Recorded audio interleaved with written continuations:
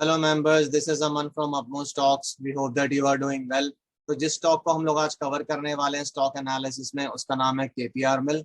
इस स्टॉक को कवर करने का ये कारण है कि स्टॉक एक पर्टिकुलर रेंज में काफी दिनों से मूव कर रहा है, जहां पर अपर एंड जो है रेंज का वो 521 के अराउंड है और जो लोअर एंड है वो 492 के अराउंड। आप देख सकते हैं कि स्टॉक इस पर्टिकुलर रेंज में कितने दिनों से मूव कर रहा है। तो बेसिकली इस स्टॉक में एक पैटर्न बना है जिसको हम लोग बोलते हैं इन्वर्टेड फ्लैग पैटर्न, या फिर आप उसको बेरिश फ्लैग पैटर्न भी बोल सकते हैं, क्योंकि स्टॉक एक डाउन ट्रेंड में चल रहा है। तो flag pattern basically continuing pattern ही होता है। इसका मतलब ट्रेंड रिवर्सल इंडिकेट नहीं करता है।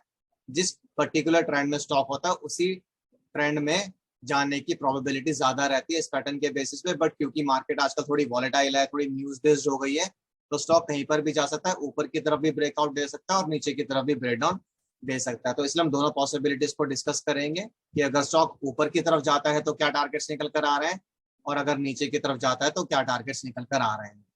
तो हम पहले दो टारगेट्स को आइडेंटिफाई करेंगे, एक तो रेंज ब्रेकआउट के बेसिस पे और दूसरा फ्लैग पैटर्न के ब्रेकआउट के बेसिस पे। तो ये इन्वर्टेड फ्लैग पैटर्न है, आप इसका ध्यान रखिएगा। तो अगर स्टॉक 521 की प्राइस को तोड़ देता है, स्पेसिफिकली 521.90 की प्राइस को तोड़ देता है और उसके ऊपर सस्टेन करना शुरू कर देता है, तो जो पहला टारगेट इस स्टॉक में निकल कर आएगा वो है 550 रुपीज का। ये हम लोगों ने रेंज ब्रेकआउट के बेसिस पे निकाला है। और जो मैक्सिमम टारगेट इस स्टॉक में निकल कर आ रहा है वो है 626 रुपीज का, फ्लैग पैटर्न के ब्रेकआउट के बेसिस पे। तो ये कैसे निकाला गया है पहले इनको समझ लेते हैं। दोनों केसेस में ब्रेकआउट प्राइस कांस्टेंट है या फिर रेजिस्टेंस प्राइस कांस्टेंट है, दैट इज 521.90।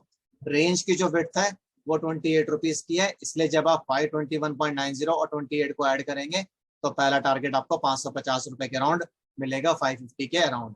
फ्लैग के केस में आपको फ्लैग का जो पोल है उसकी लेंथ को निकालना पड़ता है, तो that is coming around to be 104 rupees. Breakout price same रहेगी 521.90। आप जब उसमें 104 रुपए को ऐड कर देंगे तो आपको टारगेट मिल जाएगा 625.90 और प्रिसाइजली 626 रुपीज। तो ऊपर की तरफ दो जो टारगेट निकल कर आ रहे हैं इन पैटर्न्स के बेसिस पे, पहला है 550 का और दूसरा है 626 का। स्टॉक ने आज क्लोजिंग दी है 507 के अराउंड। तो बेसिकली स्टॉक अगर इस वाली लाइन को तोड़कर इसके ऊपर सस्टेन करना शुरू कर देता है तो ये टारगेट्स इस स्टॉक में आ सकते हैं। तो क्या ये टारगेट एकदम से आ जाएंगे? नहीं, ऐसा नहीं होगा। 550 पर जाने से पहले भी कुछ रेजिस्टेंस आएंगी और 626 पर जाने से पहले तो ऑब्वियसली फिर रेजिस्टेंस आएंगी ही आएंगी। तो हम पहले उन टारगेट्स को भी डिस्कस कर लेते हैं जो स्टॉक में 550 से पहले आएंगे और 626 से पहले आएंगे। तो पहला टारगेट जो स्टॉक में निकल कर आ रहा है, अगर इसका ब्रेकआउट आ जाता है तो वो है 538 रुपीज का। अगर स्टॉक 538 को होल्ड कर लेता है, सस्टेन कर लेता है, नेक्स्ट टारगेट फिर 550 का होगा, जो कि रेंज ब्रेकआउट के बेसिस पे निकाला गया है।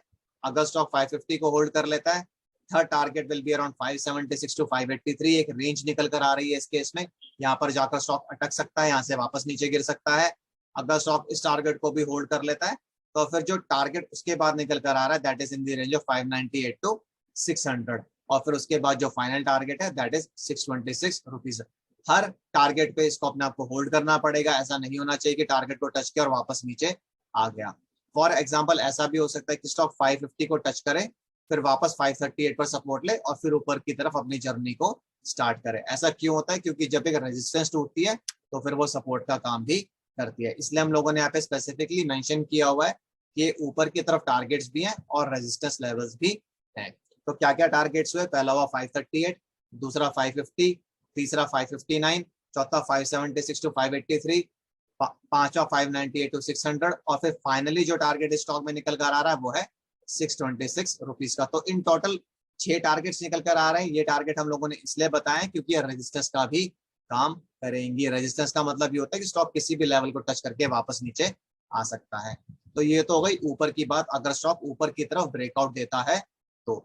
अब मान लीजिए कि स्टॉक नीचे की तरफ ब्रेकडाउन देता है, यानी कि 492 की प्राइस को तोड़ के उसके नीचे क्लोज करना शुरू कर देता है, तो उस केस में नीचे की तरफ क्या टारगेट्स निकल कर आएंगे वो भी स्टडी करना जरूरी है, क्योंकि ये कहीं ना कहीं बियरिश फ्लैग पैटर्न है। तो ये कंटिन्यूइंग दिखाता है ट्रेंड में, ऐसा नहीं है कि कंपलसरी नीचे ही जाएगा, ऊपर भी जा सकता है। इसलिए हम लोगों ने पहले ऊपर के लेवल्स को डिस्कस किए, बट नीचे के लेवल्स इस केस में डिस्कस करना इंपॉर्टेंट बन जाता है। तो मान लीजिए कि स्टॉक 492 की प्राइस को तोड़ देता है और उसके नीचे होल्ड करना शुरू कर देता है, तो पहला टारगेट जो स्टॉक में निकल कर आएगा नीचे की तरफ वो है 464 का, रेंज ब्रेकडाउन के बेसिस पे। रेंज की विड्थ आपको लेनी पड़ेगी इसमें, और ब्रेकडाउन प्राइस में से माइनस करना पड़ेगा। तो इस केस में जो ब्रेकडाउन प्राइस है वो है 492 और विड्थ कांस्टेंट रहेगी, ऊपर भी 28 थी, अभी भी 28 रहेगी, तो टारगेट निकल कर आएगा 464 का। अगर स्टॉक 464 को भी तोड़ देता और उसके नीचे होल्ड करना शुरू कर देता है तो फिर इसमें जो नेक्स्ट टारगेट निकल कर आएगा वो है 388 का। ये हमने कैसे निकाला, ये हम लोगों ने निकाला है फ्लैग पैटर्न के बेसिस पे। इस केस में कैसे निकाला गया टारगेट, 492 की प्राइस कांस्टेंट रहेगी ब्रेकडाउन प्राइस, जो हम लोगों ने लेंथ निकाली थी पोल की 104 की, अब आपको उसको माइनस करना पड़ेगा ब्रेकडाउन प्राइस में से। तो जो मैक्सिमम टारगेट इस स्टॉक में निकल कर आ रहा है नीचे की तरफ वो है 388 का, तो वो काफी दूर हो जाएगा अभी, इसलिए हम लोग 388 को भी इतना रेलिवेंस नहीं देंगे, हम 464 को मेजर टारगेट मान के चलेंगे नीचे की तरफ। तो कैसे निकाले गए नीचे की तरफ टारगेट्स, आपको ब्रेकडाउन प्राइस को आइडेंटिफाई करना है, वो 492 है, 28 रुपीज को माइनस करना है रेंज ब्रेकडाउन के बेसिस पे टारगेट निकालने के लिए, और अगर आपको फ्लैग पैटर्न के बेसिस पे निकालना है तो फिर आपको लेंथ ऑफ द पोल को माइनस करना पड़ेगा ब्रेकडाउन प्राइस में से। तो 464 हो गया और 388 हो गया। अब जैसे जब स्टॉक ऊपर जा रहा था तो उसको काफी रेजिस्टेंस मिल रही थी, काफी बीच में टारगेट्स आएंगे, वैसे ही जब स्टॉक नीचे जाएगा तो उसको नीचे भी कुछ लेवल्स पर सपोर्ट मिलेगा।